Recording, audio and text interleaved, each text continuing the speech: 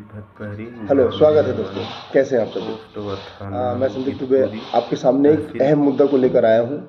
और ये मुद्दा सिर्फ हमारे लिए नहीं, जो तैयारी कर रहे हैं उनके लिए नहीं, बल्कि हर एक विद्यार्थी या अभिभावकों को इसको जानना सुनना जरूरी है। क्योंकि आज की डेट में जहाँ लोगों को लगता है कि मेरा बेटा मेरी बेटी नाकामयाब है, वो अच्छे से पढ़ नहीं रही है, तो कई बार आपका पढ़ाई आपके मार्ग में बाधा नहीं बनता, भ्रष्टाचार है, घूसखोरी, रिकमेंडेशन, ये सारी चीज़ें आपके जीवन को कहीं ना कहीं पीछे ले जाता है, ढकेल देता है, क्योंकि आप जो कर सकते हो वो नहीं कर पाते। सबसे पहले ये वीडियो बनाने का उद्देश्य यही है, इसको पूरा खंगाला गया, इसके बारे में पूरा एनालिसिस किया गया, देखा गया कि वास्तविकता है या भ्रम। तो 100% वास्तविकता है। इसका बहुत सारे आपको मैं डिटेल में बताऊंगा, आप चूंकि देखेंगे और लास्ट में वीडियो देखेंगे। एक भाई कल्याण भट्ट प्रहरी, ठीक, ये जो है वो जुनवानी ग्राम पोस्ट ऑफिस थाना, मतलब जो पोस्ट ऑफिस जहाँ से वो है, उनके पोस्ट ऑफिस है गिद्धपुरी, और तहसील बालोरी बलारी। बलारी कहाँ पड़ता है? बलौदा बाजार। यहाँ के निवासी हैं, इसी समुदाय का लोग के अंतर्गत आते हैं। और सबसे बड़ा चीज़ क्या है, ये बहुत मेहनती, बहुत पढ़ाई की है, अपने जीवन में बहुत मेहनत किए हैं। नो डाउट कास्टिज्म ये पढ़ाई में बाधा नहीं हो सकता। और दूसरा चीज़, मेहनत करने वाले वो एक सामान्य इंसान है, कोई कास्ट नहीं होता, ठीक है। तो ये सारी चीज़ें 20 फरवरी 2022 को ये एक एग्ज़ाम होता है, छत्तीसगढ़ फूड इंस्पेक्टर। 20 फरवरी को हम लोग भी दिलाए थे नंबर, हमारा जितना आना चाहिए था सोचे थे उतना नहीं आया। आज समझ आए कि क्यों नहीं आया, लगता यही है। और ये सब करने से पहले ना, सबसे पहले मैं ना भूपेंद्र भाई मिश्रा को धन्यवाद कहना चाहता हूँ। क्योंकि अधिकतर यूट्यूबर्स आपको भ्रमित न्यूज़ देंगे ताकि यूट्यूब में आपका व्यू पड़े, थोड़ा पैसे कमा ले, मतलब ये चीज़ होता है कि अपना पब्लिसिटी कर ले। लेकिन एक मात्र ऐसे इंसान है जो सत्य को सामने लाते हैं, और ऐसे बहुत सारे यूट्यूबर, सबको धन्यवाद है। तो ये जो है, आप जन जन तक पहुँचाइए, लोगों तक पहुँचाइएगा इस वीडियो को। क्योंकि आपने एक बार देख लिया होगा न्यूज़ को, नहीं देखा होगा तो उसको पूरा देखिएगा बिना स्किप किए। लास्ट में कल्याण भाई का मैं वीडियो भी डाल दूँगा।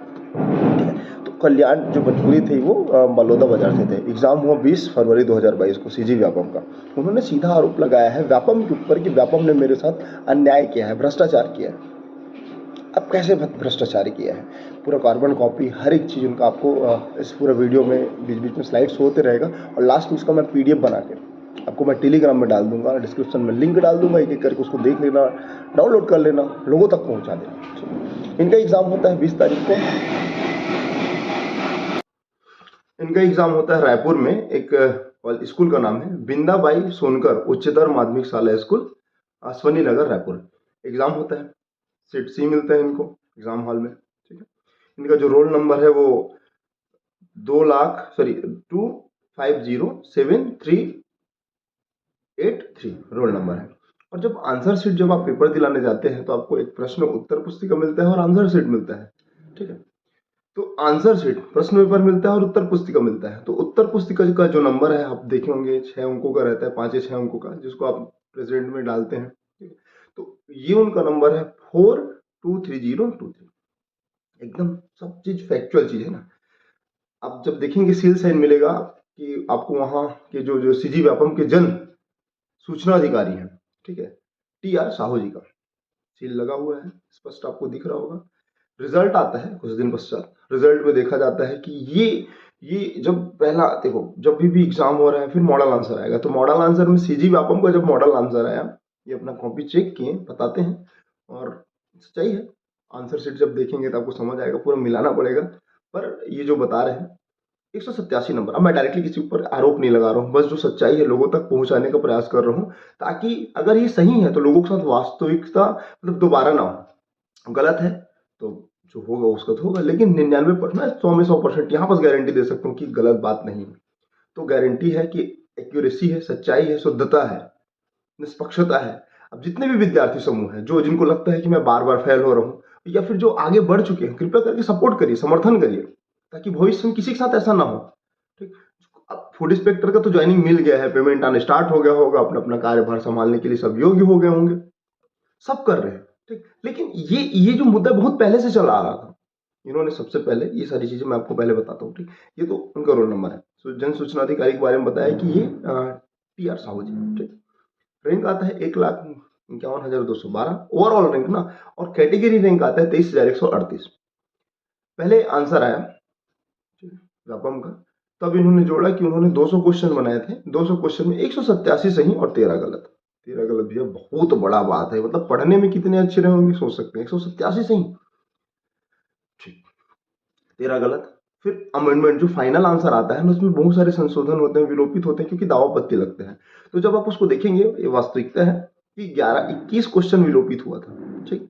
और बोलते हैं कि 157 सही हुआ और 22 गलत हुआ। तो 22 गलत मतलब 5.5 नंबर कम।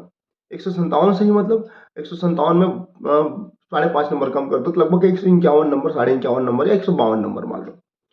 सीजी व्यापम में जो फूड इंस्पेक्टर का टॉपर है, उसका रैंक कितना है, तो जो टॉपर है उसका नंबर कितना है, 150 नंबर। मतलब ये टॉपर था, सीधा टॉप 10 में पहला रैंक लेने वाले व्यक्ति थे हमारे कल्याण भाई। जब आंसर आता है, आंसर सीट आता है, तो इनको नंबर मिलता है मात्र 13 नंबर। अब कितनी विडंबना है, जो 187 क्वेश्चन सही करके आए, फाइनल अमेंडमेंट आंसर में उनको लगता है कि 151 आ गया, लेकिन जब पेपर का रिजल्ट आता है तब पता चलता है मात्र 13 नंबर। के पीछे कारण क्या है? आरटीआई लगता है, बहुत जगह कंप्लेन करते हैं, हाईकोर्ट में केस चल रहे हैं, कभी भी कहाँ कहाँ केस चल रहा है मैं आपको स्क्रीनशॉट या फिर मैं पीडीएफ को इसको टेलीग्राम में डाल दूंगा, उसका पूरा मैं प्रिंट आउट निकाल के रखूंगा, डाल दूंगा, देख लीजिएगा। सबसे पहले हाईकोर्ट में केस चल रहा है।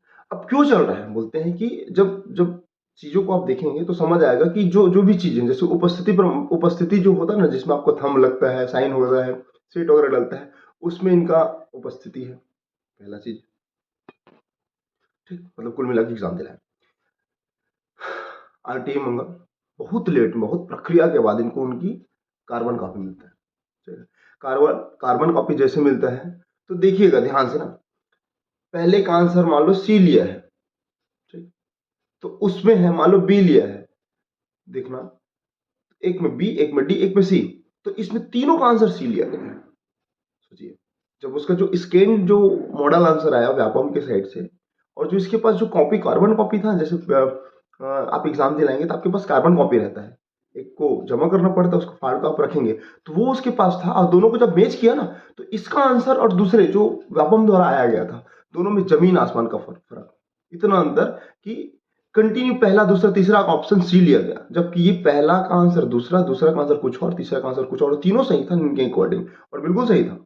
और जबकि व्यापम का जो लिया गया आंसर है, जो उत्तर पुस्तिका आरटीआई के बाद प्राप्त किया गया उत्तर है, उसमें जो लिखा हुआ है, जो टिक लगा हुआ है, गोला दिख रहा होगा आपको स्क्रीन में, वो तीनों में सी ऑप्शन।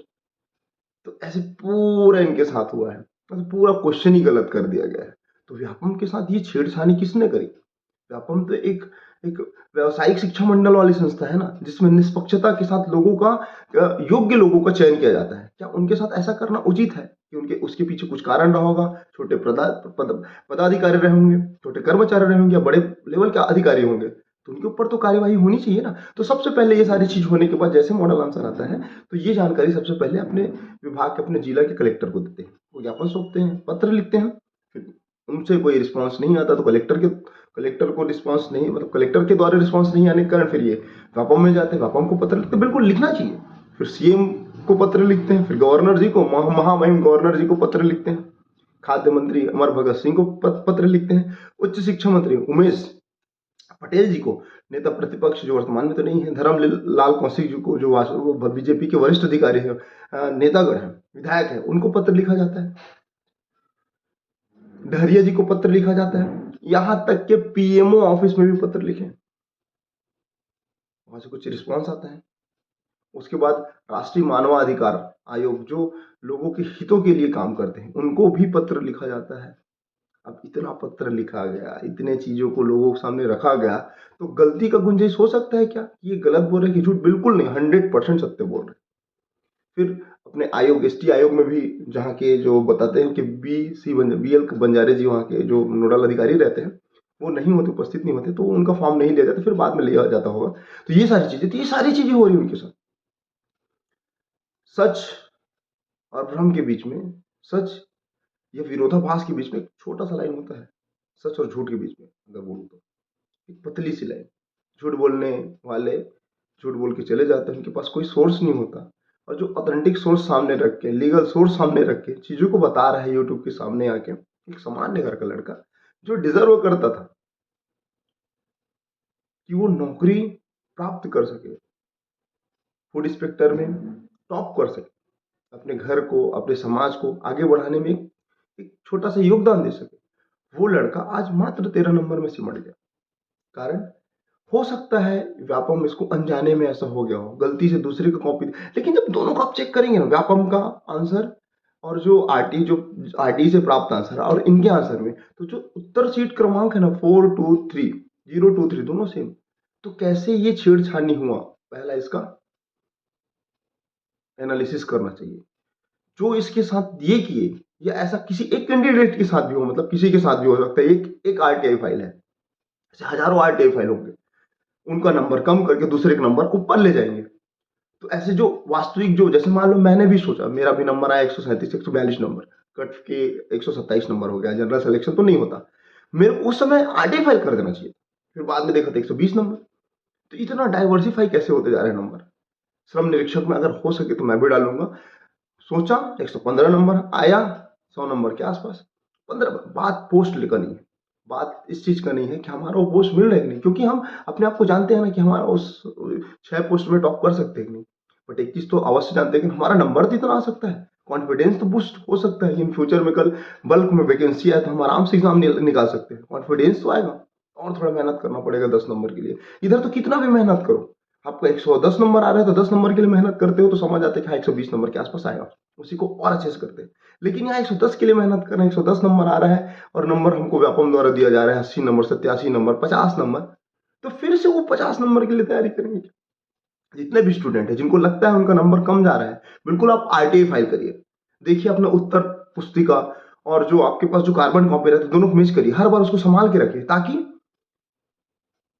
दोनों में कंपेयर करके आपको समझ आए कि आपने कहाँ गलत किया। अगर ये प्रावधान हो तो टॉपर का भी आंसर आरटीआई के थ्रू आंसर सेट मिल जाए, तो मैं टॉपर दूसरे को तो नहीं लगा सकते, टॉपर से निवेदन करते हैं आप अपना दिखा दीजिए समाज को, चीजें आपको समझ आएंगी लोगों को। तो बस ये कहना चाहता था, और इसको इतना फैलाइए ताकि उस भाई को कम से कम वो पोस्ट मिल जाए, कल्याण जो मतलब प्रहरी भाई है उनको पोस्ट मिले, कम से कम एक पोस्ट उनको मिल जाए, ताकि वो अपने मेहनत को और इस समाज के काम आ सके। फूड इंस्पेक्टर लोगों का ज्वाइनिंग हो चुका है, फिर भी वो डिजर्व करते हैं, नहीं तो पूरा एग्जाम जो भी ज्वाइनिंग कर लिए हैं सबके ऊपर उचित कार्यवाही हो, उनके ऊपर नहीं, क्योंकि मैं नहीं बोलता कि वो गलत किए हैं, वो मेहनत करके वहां तक पहुंचे, मतलब वो पोस्ट को तो अब पोस्ट मिल गया, अब उसके ऊपर कुछ किया नहीं जा सकता, लेकिन भविष्य में ऐसा ना होना, इसको विशेष करके ध्यान रखे लोग। व्यापम से अनुरोध है इसका संज्ञान लें, मुख्यमंत्री जी से अनुरोध है कि संज्ञान लेकर इसके बारे में पूरा गहन से चर्चा करें, पूरा एनालिसिस करें, पूरा डाटा को सामने रखें, ताकि फिर से भ्रष्टाचार का आरोप सीजी, व्यापम सीजी, पीएससी जैसे बड़े संस्थानों में ना लगे। अगर इसमें लग गया तो लोग पढ़ने में डरेंगे, मेहनत करने में डरेंगे। पूरा वीडियो देखिएगा भाई कल्याण जी का, और आप सपोर्ट करिए ताकि ऐसा किसी के साथ ना हो, हमारे साथ ना हो। तो मिलते हैं अगले वीडियो में, तब तक के लिए जय हिंद। पहरी ग्राम जनवानी, पोस्ट व थाना गीतपुरी, तहसील पलारी, जिला बलौदाबाजार, छत्तीसगढ़ का मूल निवासी हूँ, जो कि छत्तीसगढ़ व्यापम द्वारा सीजी फूड इंस्पेक्टर का वैकेंसी निकाला गया था, जिसमें मैं एग्ज़ाम दिलाया था। 20/2/2022 को एग्ज़ाम हुआ था, जिसमें मेरा परीक्षा केंद्र बिंदाबाई सोनकर उत्तर माध्यमिक विद्यालय असमनी नगर रायपुर में मिला था। व्यापम द्वारा सर्वप्रथम मॉडल आंसर जारी किया, जिसके अनुसार मेरी कार्बन कॉपी में मिलान करने पर मेरा 187 सही 13 गलत हो रहा था। फिर व्यापम द्वारा 5/4/2022 को फाइनल मॉडल आंसर जारी किया, जिसके अनुसार मेरा 157 सही 22